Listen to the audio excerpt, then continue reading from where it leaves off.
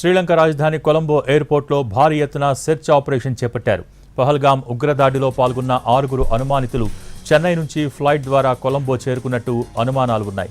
భారత నిఘా వర్గాలు ఇచ్చిన సమాచారంతో కొలంబో ఎయిర్పోర్ట్లో శ్రీలంకన్ ఎయిర్లైన్స్కు చెందిన UL-122 విమానంలో విస్తృతంగా తనిఖీలు చేశారు. ఈ విమానం ఈ రోజు ఉదయం 11:59 కొలంబో ఎయిర్పోర్టుకు చేరుకుంది.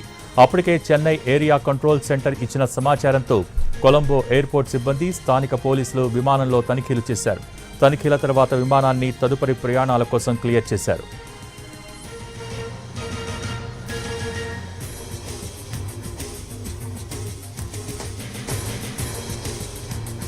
శ్రీలంక రాజధాని కొలంబో ఎయిర్పోర్ట్లో భారీ ఎత్తున సెర్చ్ ఆపరేషన్ చేపట్టారు. పహల్గామ్ ఉగ్రదాడిలో పాల్గొన్న 6 అనుమానితులు చెన్నై నుంచి ఫ్లైట్ ద్వారా కొలంబో చేరుకున్నట్టు అనుమానాలు ఉన్నాయి. దీనికి సంబంధించి పూర్తి సమాచారం మా ప్రతినిధి ప్రసాద్ ఢిల్లీ నుంచి లైవ్ ద్వారా అందించేందుకు సిద్ధంగా ఉన్నారు. Prasad, over to you.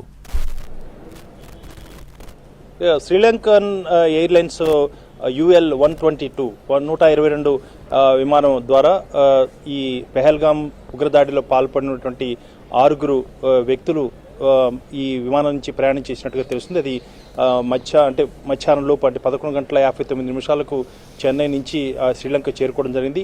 ఎప్పుడైతే లోకల్ కంట్రోల్ ఏరియా అలర్ట్ చేయడం జరిగిందో వెనువెంటనే అక్కడ సెర్చ్ ఆపరేషన్స్ మొదలుపెట్టారు. శ్రీలంక విమానాశ్రయంలో ఆగినటువంటి విమానాన్ని చాలా క్షుణ్ణంగా అక్కడ ఉన్నటువంటి అధికారులంతా కూడా దాన్ని విచారించడం జరిగింది. పూర్తి స్థాయిలో దాన్ని సెర్చ్ చేయడం కూడా జరిగింది.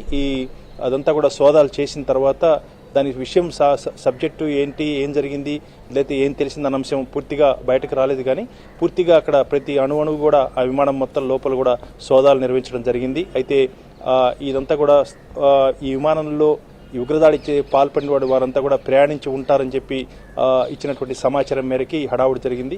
అక్కడ కొలంబో ఎయిర్పోర్ట్లో ఈ విమానం దిగిన తర్వాత ఆ విమానాన్ని అప్పటికే సమాచారం తెలిసింది. అతను వెనువెంటనే ఆ విమానాన్ని పూర్తిగా సోదాలు నిర్వహించారు. ఇంకా బయటికి సమాచారం రాలేదు. ప్రధానంగా వీళ్ళంతా కూడా చెన్నై నుంచి శ్రీలంక ఎయిర్లైన్స్ ద్వారా శ్రీలంక కొలంబోకు చేరినట్టుగా తెలుస్తుంది. తదుపరి సమాచారం అదేవిధంగా ఇతరత్ర నిఘా సంస్థల కూడా పూర్తి స్థాయిలో సమన్వయంతో ఈ సమాచారం నిజమైందా కాదా అని నిర్ధారించే ప్రయత్నం చేస్తున్నారు. ఇప్పటికే శ్రీలంక చెందినటువంటి అధికారులను కూడా అప్రమత్తం చేయడం జరిగింది. అక్కడంతా కూడా సోదాలు నిర్వహిస్తున్నారు. అక్కడ విమానాశ్రయాన్ని కూడా పూర్తి స్థాయిలో అక్కడ నిఘా అధికారులు అదేవిధంగా అక్కడ ఉన్నటువంటి స్థానికంగా ఉన్నటువంటి అధికారులు కూడా పూర్తి స్థాయిలో ఆ విమానాన్ని